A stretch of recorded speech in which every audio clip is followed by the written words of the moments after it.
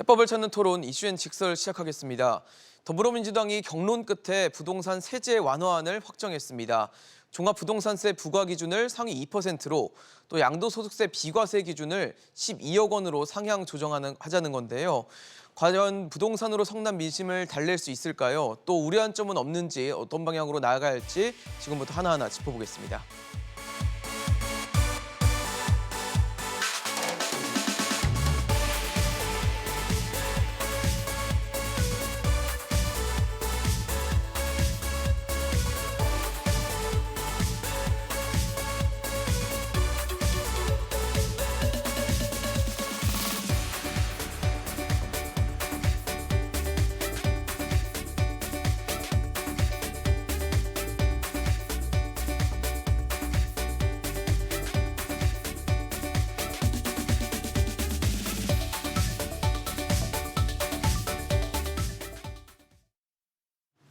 네, 오늘 함께해 주실 세 분 소개하겠습니다. 창조도시경제연구소 이재문 소장, 대한건설정책연구원 이은영 책임연구원, 정동근 변호사 나오셨습니다. 어서 오십시오. 안녕하십니까.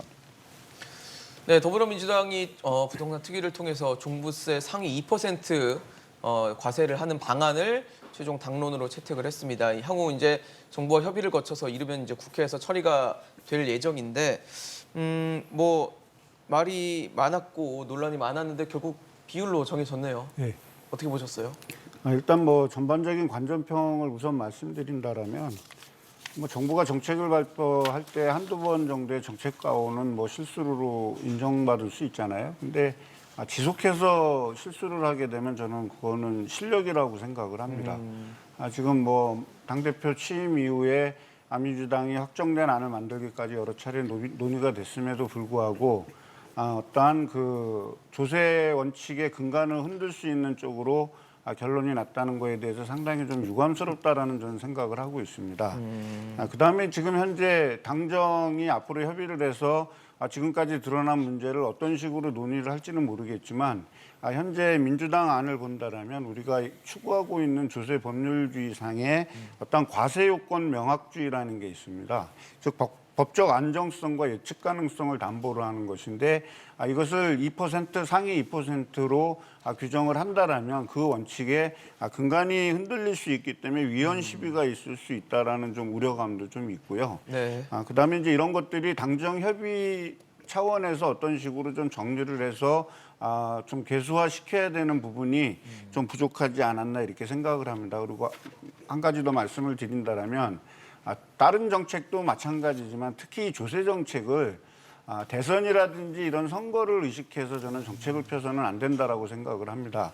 근데 이번에 그 민주당 의원 총회에서 얘기의 어떤 주요 골자들이 표를 얻기 위해서 종부세를 완화하거나 부동산 정책을 완화한다라는 이런 얘기들이 공론화됐다라는 자체에 상당히 좀 실망한 마음이 좀 큰 상황이라고 말씀드리겠습니다. 네, 이재문 소장님께서 아주 비판적으로 실망스러운 마음을 숨기지 않고 말씀을 해주셨는데 이은영 연구님 보시기에는 어떠세요? 비율이라는 사실 어떻게 보면 세계적으로 좀 유례없는 방안으로 좀 결정이 된 상황이거든요. 당론으로 채택된 상황이거든요. 앞으로 정부와도 좀 잡음이 좀 있을 것 같다는 생각도 들고요. 어떻게 보십니까? 네, 지금 제시된 2%라고 하는 수치가 사실은 그동안 공론화 과정이 없었습니다. 왜냐하면 종부세라고 하는 제도가 처음 도입될 때는 목표 계층이 상위 1%였죠. 그런데 그게 지금에 와서 갑자기 2배가 된 겁니다. 그래서 2%라고 하는 수치가 중요한 것이 아니라 왜 지금 시점에서 종전의 상위 1%가 2%로 바뀐 것인지 그리고 그것이 왜 정당하거나 필요한 것인지에 대한 논리가 먼저 제시돼야 되는 상황입니다. 그렇죠. 그러니까 사실 2라는 숫자에 대해서는 설명하지는 않았거든요. 네, 맞습니다. 그냥 2%로 할게라고 던진 것뿐이지 왜 2%라는 숫자가 산출됐는지에 대해서는 논리적인 설명이 없다 보니까 그 부분에 대해서도 많이 의아해하시는 것 같습니다. 그렇죠. 그 부분을 좀 추가적으로 좀 봤을 때는 비율로 가냐 마냐의 문제라기보다는 일단 숫자 자체도 뭔가 논리적인 설명이 좀 있어야 된다 말씀이신가요? 네, 맞습니다. 그리고 지금 2%라는 수치가 제시가 되면서 종전보다 종부세 대상 가구 수가 줄어든다라는 내용이 같이 나왔는데 사실 종부세의 대상 주택 수가 네. 그 여러 해 전까지는 이 정도 숫자가 아니었어요. 근데 최근 몇 년 동안에 급격하게 증가를 했는데 다시 그걸 기준으로 해서 상위 2%에 적용을 하면 적용 대상이 줄어들 것이다라고 네. 하는 것은 좀 어딘가 맞지 않습니다. 좀 설명이 필요한 시점입니다. 네네. 좀 하나하나 체크를 다시 좀 해보도록 하겠습니다. 제 기억에는 정동구 변호사님 저희 방송에 나오셔서 몇 번이나 이 2% 비율로 책정하는 문제에 대해서 지적을 해주셨던 걸로 제가 기억을 하는데 결과적으로는 민주당이 당론으로 채택을 했습니다. 예, 지금 뭐 조금 정치적 관점에서 총평을 좀 말씀을 드리자면 지금 중간중간에 나오는 얘기가 송영길 대표 측에서는 대선 지자는 것인가 이런 말씀을 했고 김진표 의원 같은 경우도 종부세 완화 문제를 해결하지 않으면 대선에서 이길 수 없다. 뭐 이런 표현을 했는데 뭐 이런 표현을 종합적으로 고려를 했을 때 이 특위 자체는 부동산 가격 안정을 위한 특위가 아니라 대선용 특위로 변질이 됐습니다. 애당초 처음에 잘 가고 있던 궤도를 이탈을 해가지고 지금 민심 잡기 특위로 이제 바뀌었는데요. 근데 이제 문제는 뭐 대통령 특위로 논의를 한다고 하더라도 네. 뭐 그 중에 일부 뭐 아젠다 같은 경우는 부동산 가격 이슈를 충분히 논의를 하면 뭐 상관이 없겠죠. 그런데 뭐 지금 전문가들께서 다 아시겠지만 종부세율 완화나 뭐 적용 대상 범위의 확정 문제는 사실 부동산 집값에 미치는 영향이 그렇게 크지는 않아요. 어차피 지금 뭐 상위 1%냐 2%냐 이런 부분에서 뭐 어느 정도 조금 뭐 세율 부담되는 금액의 증감이 있을 뿐이지 이 종부세율을 뭐 예를 들어서 지금 뭐 부자 감세 차원에서 부유세 차원에서 논의한다고 해서 1%가 적당하다는 그런 주장도 있는데 뭐 설사 1%로 했다고 합시다. 그게 집값 안정하고 무슨 상관이 있습니까? 뭐 그런 퍼센테이지가 문제가 아니고 과거 경험적 데이터로 봤을 때 종부세는 정책적 조세로서 집값 안정에 아무런 영향이 없다라는 것이 별로 영향을 미치지 못한다는 것이 경험적으로 이미 입증이 됐죠. 그런데 지금 이제 진성준 의원께서 이와 관련해서 조금 이제 뭐 대선용 특위라는 것을 좀 명확하게 알 수 있는 발언을 했는데요. 종부세 깎아주면 100만 표가 돌아오냐? 예, 뭐 이제 그런 얘기를 하셨죠. 네. 그런데 이 얘기는 반은 맞고 반은 틀려요. 왜냐하면 종부세 깎아준다고 100만 표가 돌아오지 않습니다. 왜냐하면 국민들이 예전처럼 그렇게 뭐 되게 순진해서 나한테 좀 혜택을 준다. 뭐 좀 당근을 좀 준다고 해서 표 우르르 찍고 그다음에 뭐 나한테 경제적으로 좀 불리하다고 해서 표를 안 찍고 그런 시대는 이렇게 아니죠. 표를 주거나 하지 않습니다. 네. 국민들도 소위 말해서 이제 국가 전체의 관점에서 내가 비록 조금 어떤 세 부담을 더 뭐 부담을 하더라도 뭐 국가 전체가 과연 바람직하게 나갈 수 있는 어떤 지도자를 선정할 수 있는가 이런 관점에서 이제 보기 때문에 그런 의미에서는 사실 진성준 의원의 말은 반은 맞고 반은 틀린 거죠. 그러면 진성준 의원의 말대로 종부세 완화가 표 잡기에 별로 효과가 없으니까 종부세 완화하지 말자. 그것도 틀린 겁니다. 왜냐면요. 국민들이 민주당에 대해서 실망을 하고 사실 지지를 철회한 이유는 어떤 미래 세대를 위한 집값 안정보다 대선용 특위로 갈팡질팡하는 모습 또 좀 더 나가서 어떤 부동산 정책에 있어서 기본적인 철학이 없었던 부분 이런 부분에서 사실 실망을 해서 더 이상 어떤 부동산 안정화를 위한 정책을 내놓는 것이 그다지 이제 신뢰하지 못하겠다 이런 근본적인 이유에서 이제 사실 지지를 철회를 한 거거든요. 네네. 근데 사실 이제 질문을 뭐 1년 만에 입장이 달라진 것이 아닌가요? 뭐 이런 질문은 저는 조금 선회해서 이해를 하면 과연 민주당이 그동안 부동산 정책에 있어서 과연 기본적인 철학을 가지고 있었나? 뭐 이런 부분에 대한 질문을 좀 선회하고 싶은데 네네. 뭐 대답은 당연히 없었다. 이렇게 마무리 지을 수 있을 것 같습니다. 예, 사실 뭐 지금 지적을 해주신 것처럼 뭐 표를 겨냥한 것 같은 발언이 이제 민주당 내부에서 나오면서 글쎄요 이렇게 공개적으로 얘기할 만한 분이었나라는 생각이 좀 들면서 앞서 말씀을 주셨지만 지난해 7.10 부동산 정책에서는 이 종부세율 자체를 굉장히 6%까지 끌어올리면서 뭔가 종부세를 좀 강화한 듯한 움직임을 보였는데 제가 1년 정도 지난 시점에서는 또 다시 또 선회하는 모습을 보이고 그다음에 뭐 표에 대한 얘기가 나오고 이러니까 이게 정말 민주당이 국민들의 어떤 살기 위한 여건을 위해서 뭔가 만드는 것인가 주거 안정을 위해서 나아가고 있는 것인가에 대해서 물음표를 던질 수밖에 없는 생각이 들거든요. 그러니까 이제 부동산 정책이 이제 국민한테 신뢰를 잃은 가장 큰 원인은 이제 공정과 신뢰를 잃었다라는 거죠. 그다음에 이제 잦은 정책 당국자들의 실수, 말 실수를 비롯해서 섣부른 예단으로 통해서 국민이 이제 혼선을 왔다라는 것, 그거 하나. 이제 이런 부분들에 대해서 어떤 정책 신뢰가 이런 상실감이 표심의 이탈로 됐다라면 그 원칙을 다시 원론으로 돌아가서 한번 우리가 반성을 해보고 생각을 해봐야 되는 거죠. 어쨌든 180석 의석을 뽑아줬을 때에는 국민들이 열망하는 어떤 기준들을 본인들도 알고 있었을 겁니다. 근데 그것이 지방선거, 그러니까 지자체 보궐선거로 인해서 그 국민의 어떤 그 관심이 일부에 변해갖고 저는 그렇게 봤다라고 생각하지 않거든요. 그러니까 정책의 포커스를 제가 봤을 땐 좀 잘못 맞추고 있는 것 같다라는 생각이 들고요. 네. 그 다음에 이제 이 종부세에 대한 어떤 부자 감세에 대한 어떤 논란 있지만 물론 종부세가 이제 무력화되기는 했지만 네네. 종부세가 가지고 있는 어떠한 취지는 우리나라 조세 정책상 어느 정도 타당성은 있고 유효한 세라고 저는 아직도 생각을 하고 있습니다. 네. 단지 이 종합부동산세라는 것을 세팅하는 과정과 그것을 운영하는 과정에서 너무 잦은 정책 변경이라든지 그다음에 여기에 따르는 과세 이연 그다음에 이제 이런 그 기준 변경이라든지 이제 이런 부분에 대해서 이제 국민들이 좀 불신하게 되지 않았나 이렇게 생각을 합니다.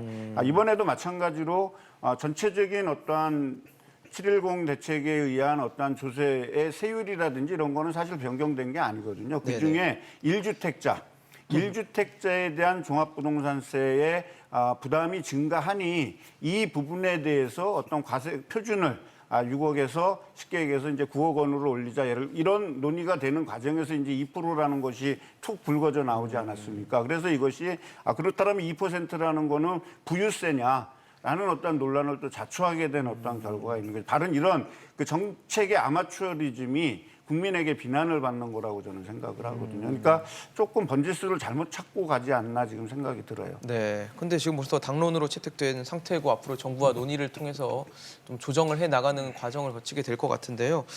사실 2%라는 숫자는 이제 매년 그 가격이 달라진다는 얘기일 거거든요. 공시가격이나 이런 것들은 계속 변하기 때문에 매년 이걸 달라지는 상황에서 내가 세금을 내는 대상에 포함이 되는지 아닌지를 예단할 수가 없다, 예측할 수가 없다는 거는 좀 조세로서의 성격에 봤을 때는 좀 치명적인 부분이 아닌가라는 생각이 듭니다. 어떻게 보십니까? 네, 맞습니다. 지금 그 부분은 이미 다른 전문가들께서도 똑같이 지적하신 사안들이기 때문에 네. 특별히 새로운 내용은 없습니다. 만약에 그렇다고 한다면 이러한 정책을 내는 입장에서는 조세 대상자들이 뭔가 납득할 수 있는 거를 함께 줘야 됩니다. 예를 들어서 당신들이 이러한 종류의 세금을 더 내게 되면 예. 그 세금은 이 사회에서 어떠한 좋은 목적에 쓸 것이다.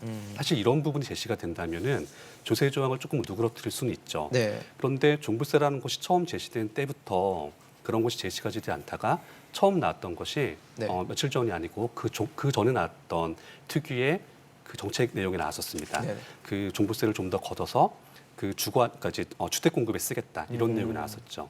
그런데 사실 이런 내용은 종부세라고 하는 것이 처음 제시될 때부터 나왔어야 되는 겁니다. 그런데 이번에도 1%가 강조가 되면서 네. 이 종부세에 대한 사용처가 어떻게 우리 사회를 위해 활용될 것이라는 얘기가 또 강조되지 않았습니다. 이런 부분을 감안하면 조세 조항 부분을 누그러뜨리기는 쉽지 않은 상황이라고 판단할 수 있습니다. 사실 2%에서 매번 이렇게 가격이 바뀌면 이제 내야 되는 세금 대상자들도 불안해하다 할 것 같다는 생각도 들고 예측할 수 없다는 거는 좀 불확실성이 크다는 얘기로 결국 해석이 될 것 같거든요. 네. 근데 뭐 이 말씀 드리기 전에 약간 뭐 인트로적인 발언 성격으로 제가 2%에 대해서 조금 이제 뭐 짧게 좀 말씀을 드리고 네. 그 사회자분 질문에 대해서 답을 드리자면 예. 지금 민주당에서 전제하고 있는 게 2%를 부자라고 전제하고 있지 않습니까? 근데 2017년 문재인 정부가 처음 출범할 당시에 종부세는 세 가지 부분으로 이제 구성이 돼 있거든요. 주택 부분하고 종합토지 합산 부분, 이제 별도 합산 이제 토지라고 해서 이제 세 가지 부분으로 구성이 돼 있고 그 각각 계산한 것을 인적 단위로 합산을 하는 그런 구조인데요. 근데 2017년 당시에 주택분 종부세 납부하는 사람이 33만 명이었습니다. 그 당시에 이제 0.6% 정도 됐는데 네. 지금은 이제 1주택자에 대해서는 2%까지 확대를 하고 그러면 아까 말씀드렸던 나머지 유형 이제 토지 부분에 대한 종부세 납부 인원까지 합하면 2%가 훨씬 넘죠.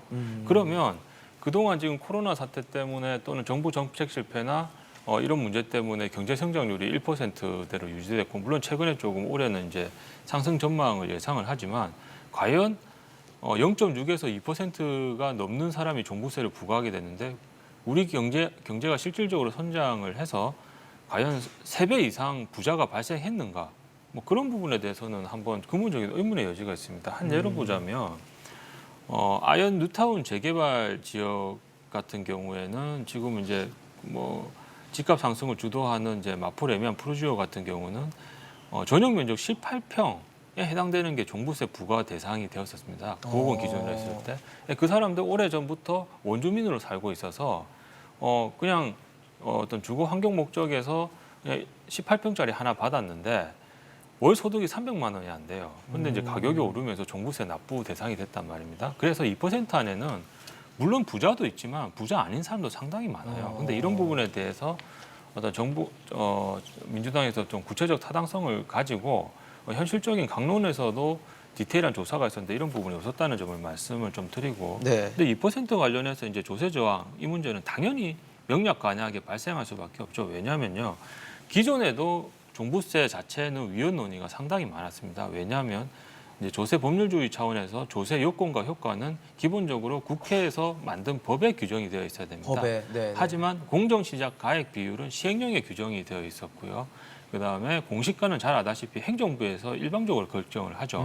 그러다 보니까 국회 통제를 받지 않는다는 점에서 당연히 이제 위헌 시비가 이미 있었던 조세 것이고요. 법률주의에 위반. 근데 또 위배될 수 있다. 2008년 헌재에서 세대별 합산으로 종부세를 산정하는 것에 대해서 위헌 결정을 내렸는데 그때 우리가 주목할 만한 유의미한 판시 사항이 있습니다. 뭐라고 얘기했냐면요. 2008년 종부세 위헌 결정에서 일부 과세 대상 부동산으로부터 발생하는 수익에 대하여 발생하는 수익세적 성격도 종부세는 포함하고 있다. 이렇게 되어 있습니다. 그런데 지금 1가구 1주택자에 대한 논의에서 실거주 목적의 1주택자들은 임대 수익이 발생하지 않지 않습니까? 네네. 당연히 자기가 실제 거주를 하니까 하고 있으니까. 그런데 거기서 종부세를 부과한다는 것은 사실 종부세 취지에도 어느 정도 맞지가 않고요. 그럼 물론 이렇게 얘기하는 사람도 있겠죠. 사는 것 자체가 수익이 아니냐. 근데 아까 제가 좀 전에 예를 든 것처럼 아니 18평짜리 아파트에 오래 살아가지고 조합원 분양 하나 받았는데 그게 어떻게 수익이라고 볼 수 있고 넓은 평수도 아닌데 그걸 가지고 월 소득도 높지 않았고요. 월 소득도 없는 네. 마당에 종부세를 부과한다 이런 문제가 있어요. 그다음에 지금 2% 관련해서 이제 명확성 원칙에 대해서 많은 이제 뭐 법조인이나 부동산 전문가들이 위헌의 소지가 있다 이렇게 얘기를 하는데 저는 이 얘기를 많이 나왔으니까 좀 더 다른 차원에서 한번 말씀을 드려볼게요. 뭐 이와 관련해서도 지금 이제 당정이 또 협의돼서 이런 얘기를 한 것이 아니고 기재부 자체는 또 이것이 산정하는 것이 굉장히 기술적으로 어렵다고 해서 또 난색을 표하고 있는 상황이지 않습니까? 그렇죠. 제가 만약에 이게 실제로 시행이 돼가지고 저한테 의뢰가 들어왔다고 하면 저는 어떤 방법에서 문제점을 지적할 것이냐고 한번 예상을 해보면 네네. 지금 정부가 공급 확대 정책으로 최근 이제 임기 4년 차에 오면서 선회를 했죠. 어느 정도 방향을 좀 선회를 했지 않습니까? 그러면 보세요. 우리가 계산하기 편하게 전체 주택 수가 100채라고 하면 종부세 납부 대상이 되는 주택은 2채겠죠. 2%니까. 네네. 그런데 공급이 확대돼 가지고 집이 200채로 늘었어요. 네네. 그러면 종부세 납부 대상이 되는 주택은 4채가 되겠죠. 4채가 되겠죠. 그래서 나는 가만히 있는데 공급이 확대가 되면서 지금 오세훈 시장은 민간은 추진하고 있고 정부는 공공개발 중심으로 추진을 하고 있어서 한 4, 5년 후에는 물량이 더 늘어나요. 나는 가만히 있고 내 집값은 그대로인데 물량이 늘어나니까 2%를 맞추기 위해서 상대적으로 내가 종부세 부과 포함이 될 대상이 수 될 수도 있네요. 있어요. 근데 이 부분은 뭐 아직 다른 전문가들은 지적을 하고 있지 않은 부분인데 만약 케이스가 발생한다면 저는 이 부분이 반드시 문제가 될 것 같아요. 그래서 법원에 소송이 들어가면 이것이 법리적으로 맞는가, 소위 말해서 처분이 과한가 이런 정말 이제 핵심적인 부분을 가지고 다투는 게 아니고 나 2% 바뀐데 나한테 부과했어. 소위 계산 방법 가지고 소송이 폭주할 수밖에 없어요. 그러면 또 어떤 문제가 있을 수 있냐면 그 종부세 총 주택수를 계산하는 모수에 무허가 건물 포함할 것인지 미등기 건물 포함할 것인지 이런 것도 문제가 될 수 있어요. 하나하나 디테일한 예, 부분이 다 디테일하게 논란이 될수 들어보면 제가 있군요. 디테일한 것을 그 강론을 다 한번 점검을 해봤습니다. 그 다음에 주택이 이미 완성이 됐지만 뭐 예를 들어서 사용 승인을 받기 직전의 주택, 또 사용 승인은 받았지만 네. 등기부가 보존되지 않은 주택 이런 거 카운트할지 그러면 결국 법원에서 어떤 걸 가지고 싸워야 되냐면 모수의 주택 수가 과연 얼마인지 왜냐하면 내가 2%에서 살짝 벗어나면 종부세 안 낼 수도 있거든요. 그러니까 이런 분쟁 때문에 결국 사법 에너지도 굉장히 불필요하게 낭비되는 측면이 있습니다. 그래서 이제 일각에서는 어떤 논의가 있냐고 하면 그 종부세법에는 소위 2% 기준으로 추상적인 하나의 이제 구체적인 금액을 산정할 수 있는 위임 규정만 만들어 놓고 시행령에는 결국은 공시가를 특정하는 방법. 예를 들어서 2% 기준으로 하면 지금이면 한 11억 5천만 원 네네. 정도 되지 않습니까? 네. 그게 결국은 종부세 부과가 되는 공시가를 특정하는 방법으로 해야 이런 문제가 없을 수 있다. 이런 논의도 있을 수 있거든요. 그런데 막연히 지금 2%를 던져놓고 이런 현실적인 문제에서 발생하는 것들에 대한 정말 심도 있는 검토를 안 했어요. 그럴 수밖에 없는 게 아까 제가 말씀드렸다시피 지금 민주당 특위가 집값 안정을 위한 특위가 아니라 대선용 특위로 변질됐기 때문에 급하죠. 우선 급하게 내놓고 네, 네. 민심 끌어올리려고 한다. 그래서 많은 문제가 있다. 이렇게 말씀드릴 수 있을 것 같습니다. 이제 앞으로 있을 당장 협의에서 2%는 아마 개수화가 될 거라고 보여집니다. 왜냐하면 지금 이제 이 제도 자체가 모든 주택을 가지고 있는 다주택자를 포함한 모든 주택을 가진 사람이 납세자가 아니고 그중에 이제 1주택자에 대해서 한해서 이제 구간을 설정하는 거잖아요. 그러니까 이제 어떤 문제가 당장 지금 현안에 미칠 문제는 뭐냐면 네. 지금 예를 들어서 공시가격 10억짜리 아파트를 가지고 있으신 분은 내가 지금 확실하게 납세 대상이 된다라는 걸 알죠. 개인이 내가 단독으로 주택을 갖고 있게 되면 9억은 공제받고 1억에 대해서 종부세를 내고 부부 합산일 경우에는 12억까지 공제가 되니까 현재 세법상으로는 10억 공시가격 10억이라 그러면 내가 과세 대상이 되지 않는다라는 걸 인식하고 있죠.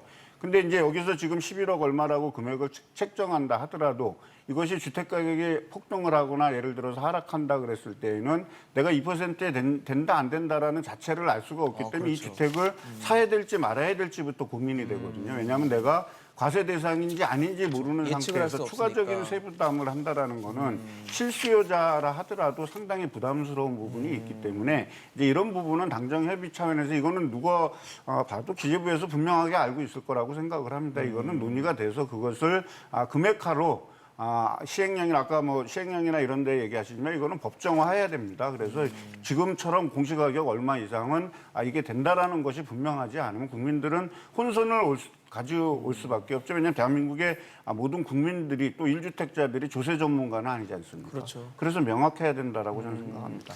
사실 어떻게 보면 세금만큼 참 어려운 것도 없어서 전문가들의 도움을 받는 경우가 굉장히 많은 부분인데 이렇게 모호하게 하는 것이 과연 맞을까라는 생각도 들고 아무래도 공시가격을 기준으로 했을 때는 집값이 오르면 공시가격도 오르는 추세에 놓일 수밖에 없기 때문에 그 부분도 좀 변화의 변수가 될 것 같고 또 지금 정부가 추진하는 것 중에는 공시가율 현실화율을 이제 100%까지 높이기 위한 어떤 그런 단계에 있기 때문에 집값이 조금 떨어져도 어쨌든 현실화율이 높아지면 또다시 공시가격이 오르는 뭐 그런 변수들이 다 작용을 했을 때 내가 정말 이 종부세 대상자가 될 것인가 아닌가는 정말 알기 어려울 것 같다라는 생각이 좀 들거든요. 네, 맞습니다. 그래서 봤을 때는 좀 뭔가 대안으로 결과적으로는 2%라는 비율보다는 명확한 숫자가 더 낫지 않겠냐 지금에라도 뭐 그런 생각도 들거든요. 어떻게 생각하세요? 네, 맞습니다. 그러니까 처음에 종부세라는 것이 도입됐을 때 그때의 금액 기준선이 지금까지 유지가 되다 보니까 예. 논란이 생겼던 거죠. 그렇죠.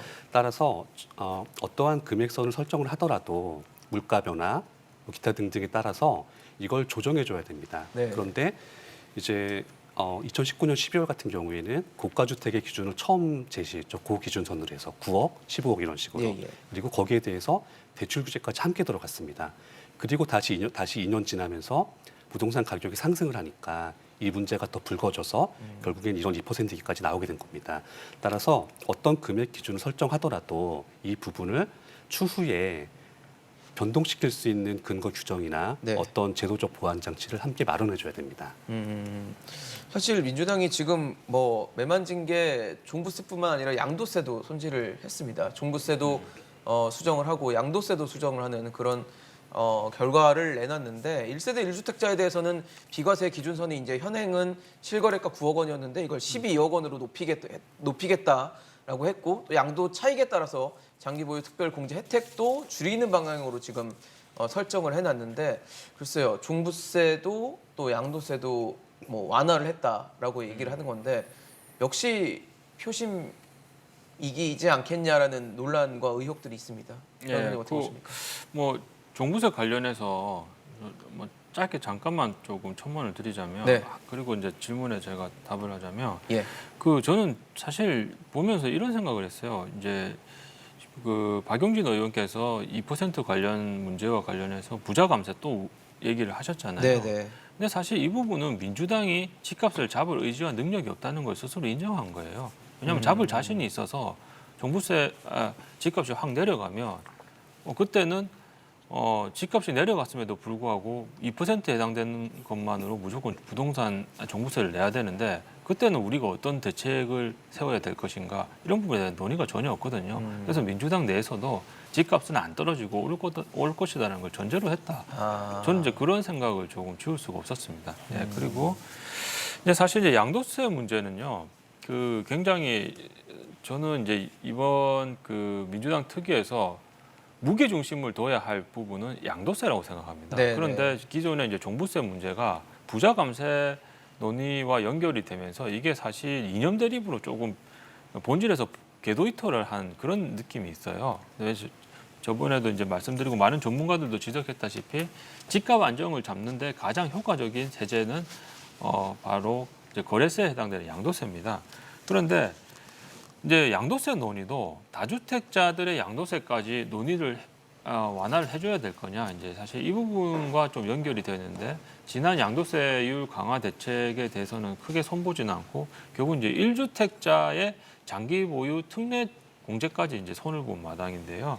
그래서 이 부분은 1주택자의 이제 양도세 완화와 관련해서 좀 집중해서 말씀을 드리면.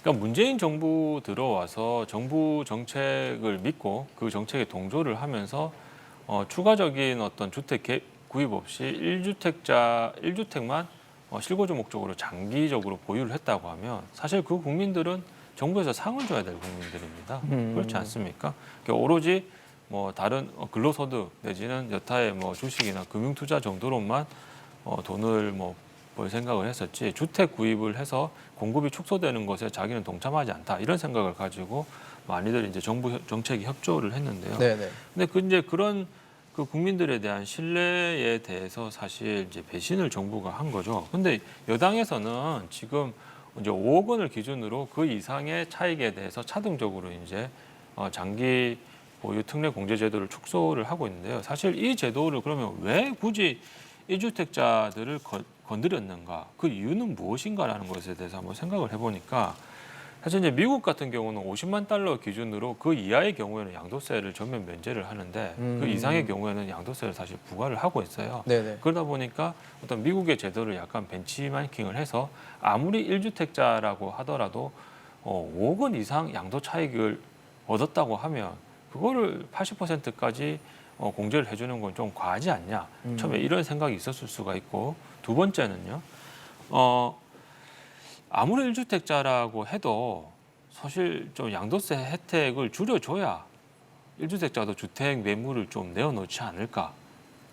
그렇게 되면 이제 10년 이상 장기 보유 공제 특례 제도를 노리고 이제 계속 홀딩을 할 가능성이 있으니까 네네. 그거를 조금 건드려 가지고 약간 넛지를 해서 물건을 토해내게 만든다는 거죠. 근데 저번에도 드렸다시피 그럼 1주택자가 주택 내놔서 무주택자가 되란 말입니까? 그러니까요. 그것도 아니지 않습니까? 그런데 이제 이 부분 관련해서 좀 강론으로 저는 항상 이제 모든 사회과학적인 정책은 결국은 이제 실증으로 검토가 돼야 된다고 생각합니다. 그러면 이제 1주택자 중에서는 특히 이제 한국 주택의 구입 연령이 대부분 빨라봐야 30대 후반 그리고 대부분은 40대 후반 중후반에서 50대 들어와서 비로소 주택을 구입을 해요. 실제 보유자 그 나이 연령대를 분석을 해보면 50대가 또 제일 많고요. 근데 그 사람들이 사실 10년 정도 이제 장기 보유를 하고 나면 은퇴를 준비해야 될 나이입니다. 그렇겠죠. 그러면 은퇴를 준비하는 사람들 입장에서는 어떤 생각을 하냐면 집값이 좀 많이 올랐고 내가 장기 보유를 했으니까 이 집을 팔고 그 양도 차익을 가지고 좀 중저가 아파트로 가서 나머지 그 차익 부분은 내 노후 자금으로 쓰겠다. 그렇죠. 이런 식으로 노후 설계까지 해놓은 마당이고 그다음에 근데 이 사람들에게 양도세 장기 보유 혜택을 주지 않는다라고 하면서 줄이겠다고 하니까. 동시에 지금 이제 뭐 보유세 자체도 크게 완화된 것은 아니거든요. 그러다 보면 팔지도 못하고 네. 보유하지도 못하는 진퇴양난에 빠질 수가 이러지도 있어요. 저러지도 못하는 그리고 거네요. 한 7, 8년 주택 존보자들, 소유 존보자들 한번 봅시다. 그동안 어떤 신뢰를 가지고 있었습니까? 나 3년만 더 버티면 이렇게 장기 보유 혜택을 받을 수 있겠다. 네. 근데 그 사람들의 신뢰도 지금 깡그리 지금 무시되고 있는 상황이지 않습니까? 그래서 그 체감하는 효과는요. 뭐 당장 최소한의 이제 면제 기준, 실거주 요건을 채워서 단기간에 이제 양도를 하는 사람들은 9억 원에서 지금 상향이 됐으니까 혜택을 보겠죠, 체감. 근데 장기 보유자들 같은 경우는 혜택은 보지만 장기 보유 특례 공제 제도가 제도로 인한 또 마이너스 효과를 상쇄를 한다면 시장에서 체감 효과는 그 부분에 한해서는 크지는 않을 것이다. 그렇게 전망할 수 있을 것 같습니다. 소장님, 근데 좀 이상한 게 지금은 사실 다주택자들한테 집을 좀 많이 내놓게 해서 매물이 공급 효과를 내면서 뭔가 주택 시장 안정을 꾀하려고 했다고 생각을 했는데 지금 전체적인 양도세는 중과를 해놓고 지금 1주택자에 대해서는 이렇게 또 조치를 하다 보니까 정부가 여당 쪽이 어떤 생각을 갖고 있는지에 대해서도 좀 모호하다는 생각이 들거든요. 일단 지금 이제 양도세에 대한 그러니까 다주택자에 대한 양도세 규제 완화는 시장에 실질적인 효과가 없다라는 인식이 이제 의원들 대부분이 하고 있는 것 같습니다. 또 그 전에 유예 기간을 줬을 때에도 그렇죠. 실질적으로 매물이 나오지 나오지 않았고 않으니까. 지금은 이제 정권 말기다 보니까 만약에 규제 완화를 하게 되면 이것이 자칫 집값 상승의 어떤 기폭제가 될 수 있기 때문에 다주택자들은 이제 건드리지 않은 것 같고요.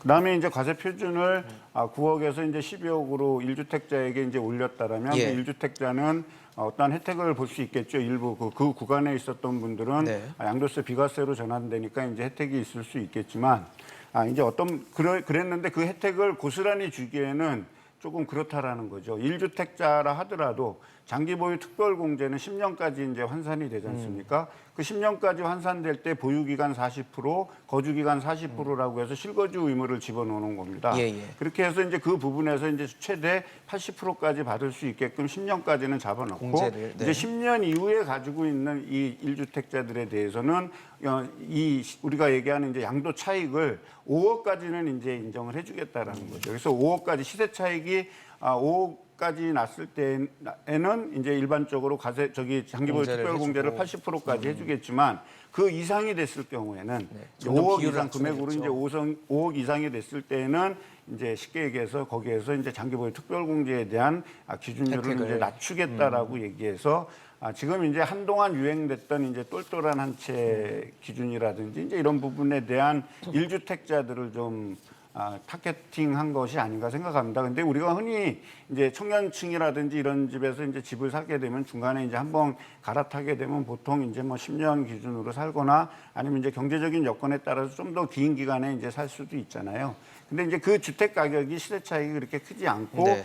금액이 12억 미만이라는 얘기는 실거래가로 따졌을 때 현재 금액 기준으로 한 16억 정도 되니까 서울에 이제 어떻게 보면 중위 가격에서 조금 상회하는 어떤 그 주택 가격까지는 양도세 혜택을 주겠지만 고가 주택에 대해서는 규제를 지속하겠다라는 어떤 좀 기술을 제가 봤을 때는 좀 발휘한 것 같습니다. 그래서 부자 감세라든지 규제 완화라는 어떤 일방적인 어떤 그 프레임의 가치이기보다는 양도세는 이렇게 해갖고서 1주택자라 하더라도 고가주택의 보유자라든지 이런 부분에 우리가 이렇게 규제하겠다라는 거를 좀 발휘한 것 같습니다. 글쎄요, 참 모르겠습니다. 생각을 잘 지금 모르겠는데 지금 뭐 양도세도 일단 손질을 하고 있고 원래 추진하려고 했던 특위에서 얘기가 됐던 그 임대사업자에 대한 세제 혜택을 축소하는 방안에 대해서는 다시 이제 원점에서 재검토하겠다라고 했거든요. 어떤 생각일까요?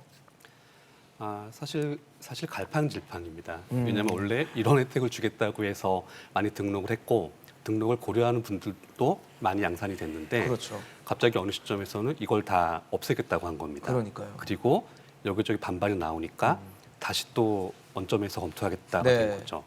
이렇게 되면은 사실 시장이 혼란이 발생을 할 수밖에 없는데 이제 여기서 지금 단계에서 발생하는 혼란은 임대사업자분들과 이제 임대사업자를 고려했던 분들이 되는 거죠. 그렇겠죠.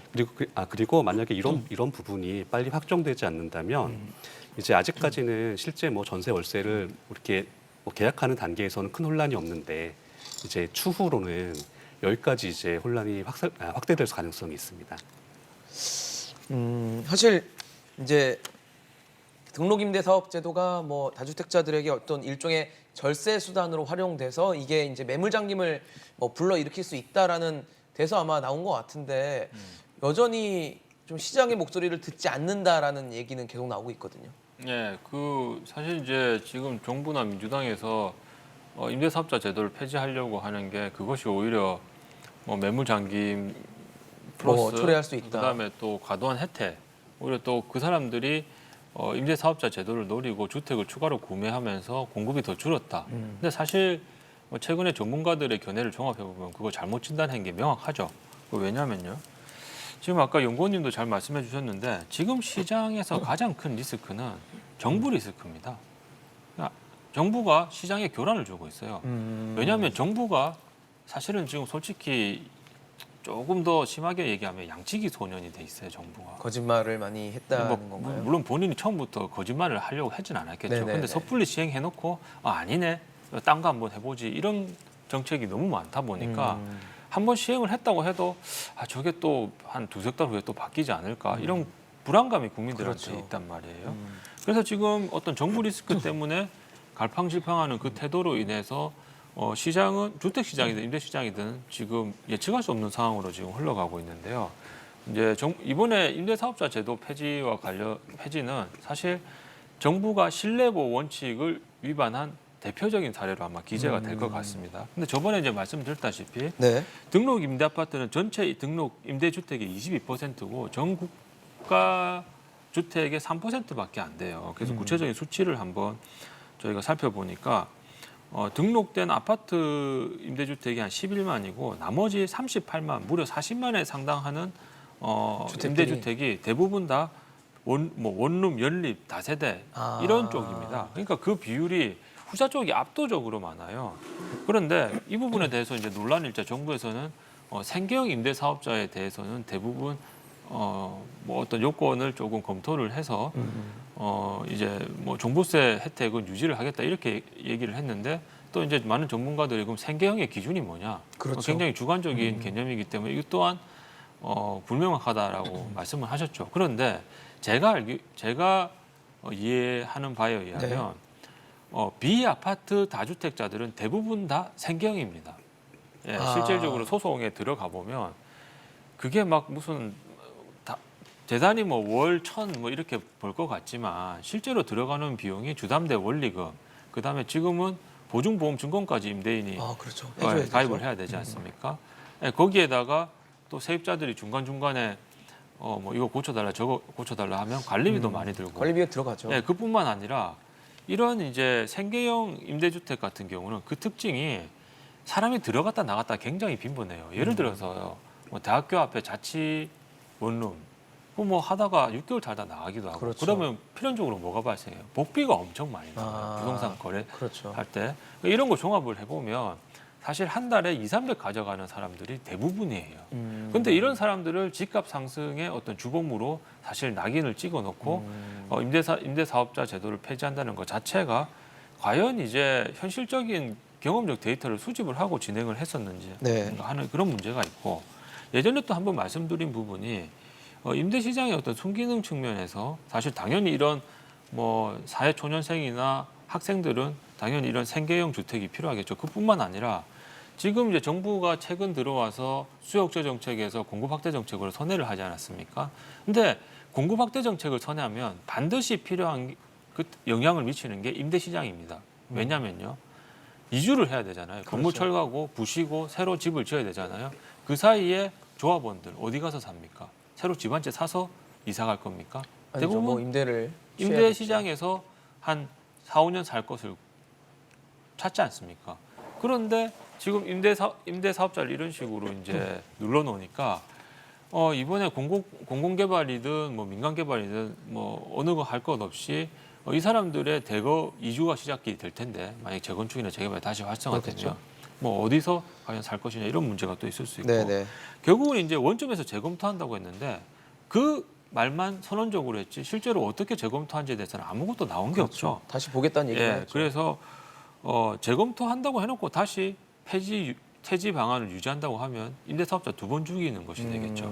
그래서 제 개인적인 사견은 임대사업자를 폐지를 하려면 아파트 임대사업자는 폐지를 하더라도 적어도 비아파트 사업자들은 임대사업자 제도를 유지를 해야 된다. 정말 생계형이라고 예. 볼 수 있는 거죠. 예, 그렇게 해서 거기서 다시 생계형으로 또 나누지 말고 네네. 그러니까 그 사람들은 전부 다 사업자 제도를 확실하게 유지해야 구분을 된다. 하라라는 예, 말씀이시네요. 이렇게 말씀드릴 수 있을 것 같습니다. 그러니까 사실, 우리 네. 지금 임대주택 제도는 건설형과 매입형이 있습니다. 건설형 임대주택은 건설업자가 집을 지어서 임대사업을 하는 거니까 현행대로 유지하고 있고요. 네네. 지금 이제 매입형 임대주택에서 이제 아파트는 지난번에 폐지가 됐고요. 그러니까 아파트 임대주택, 매입형 아파트 임대주택은 폐지가 됐고 지금 이제 논란이 되고 있는 거는 비아파트 임대사업 매입형 하는- 임대주택이죠. 네, 그렇죠. 이거는 지난번에도 말씀드렸지만 폐지돼서 안 된다라는 것은 네. 지금 이제 전월세 입법에서 이제 3법까지 하고 전월세 3법이 시행되면서 지금 전월세 시장이 상당히 이제 불안정한 이런 상황에서 네. 지금 이제 매입형 임대주택에서 비아파트형까지 건드리게 된다 그랬을 때는 전월세 시장이 상당히 요동칠 수 있거든요. 또 이것은 아까도 얘기했지만 생계형이라고 봐야 되기 때문에 이거는 원안을 폐기해야지 다시 재논의를 한다 무슨 생계형을 구분해 갖고서 해야 된다라는 건 이거는 정책 미스라고 저는 생각을 합니다. 근데 계속 어쨌든 특위를 통해서든 여당 뭐 관계자를 통해서든 이런 정책적인 부분을 계속 정해지지 않은 상태에서 좀 뭐 일종의 흘리다 보니까 국민들은 혼란스러워하고 그래서 시장에서는 이제 일종의 뭐 이제 여론을 테스트하는 거 아니냐 이런 얘기까지도 나오거든요. 네, 맞습니다. 그래서 지금 저쪽에서 해야 되는 방향은 이제 자체 내부에서만 의견을 수렴하고 어떤 대안을 내는 것이 아니라 외부의 의견을 정책 입안하는 과정에서 함께 참여를 시켜야 됩니다. 그렇죠. 그래서 지금 같은 내용들이 함께 반영돼야지 이제 방금 지적하신 네네. 그 민심을 떠보는 것이 아니냐 이런 의혹을 피해 나갈 수가 있습니다. 네, 알겠습니다. 뭐 민주당이 일단 부동산 세제 완화안을 확정을 했습니다. 앞으로 뭐 정부와의 논의를 통해서 어떤 식의 수정이 있을지 아니면 뭐 밀어붙이기식의 방식이 나올지는 아직 알 수 없지만 이런 상황들을 좀 지켜보면서 저희가 또 한번 토론을 준비하도록 하겠습니다. 오늘 이재문 소장, 이은영 연구원, 정동근 변호사와 함께했습니다. 이슈앤 직설 오늘 준비한 소식은 여기까지입니다. 지금까지 시청해주신 여러분 고맙습니다.